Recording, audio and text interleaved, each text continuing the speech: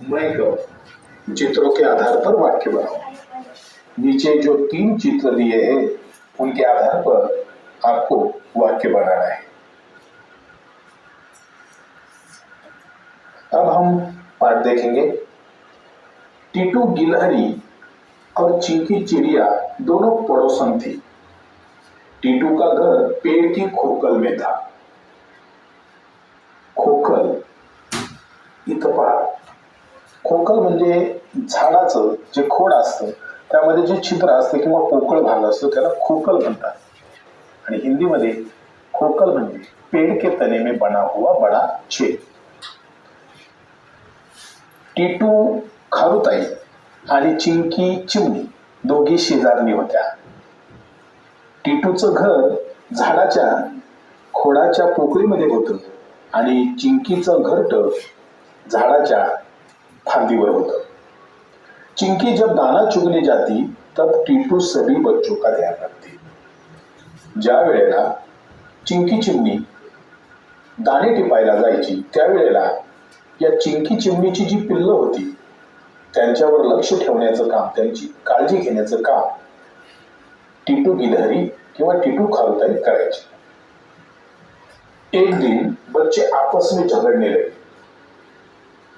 टीटू के बच्चों का कहना था कि पेड़ उनका है। चिंकी के बच्चे भी यही बात दोहरा रहे थे कि पेड़ उनका है। एके दिवशी टीटूची पिलं आणि चिंकीची पिलं यांच्यामध्ये भांडण सुरू झालं आणि त्यांचं असं म्हणणं होतं की हे झाड आमचं आहे। लड़ते लड़ते बच्चों में झगड़ा बढ़ गया। हम पड़ोसी हैं, हमें मिलजुल कर रहना चाहिए, टीटू उन्हें समझाने लगे। टीटू खारुताई त्यांना समजावून सांगत होती की आपण शेजारी आहोत, आपण सगळ्यांनी एकत्र व्यवस्थित राहायला पाहिजे, मिळून मिसळून राहायला पाहिजे। किंतु माँ चिंकी चिड़िया के बच्चे फलों को झूठा कर देते हैं।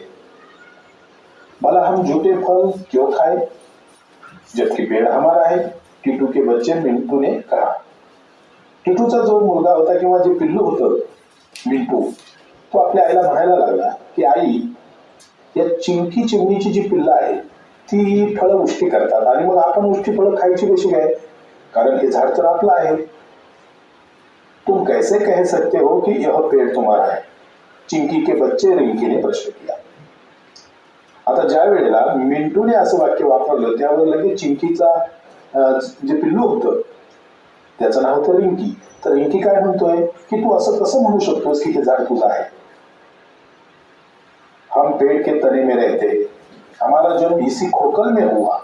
पेड़ का तना हमारा तो शाखाएं भी हमारी, शाखाएं हमारी तो फल भी हमारे, टीटू के बच्चों ने जवाब दिया।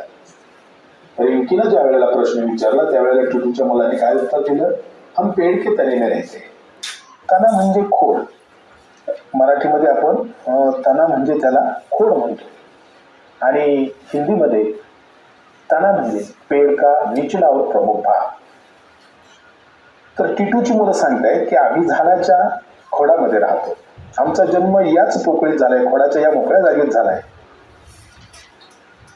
जर हे झाडाचं खोड आमचं आहे तर झाडाच्या फांद्या सुद्धा आमच्या आहेत आणि जर झाडाच्या फांद्या आमच्या असतील तर त्याची फळं सुद्धा आमची आहेत।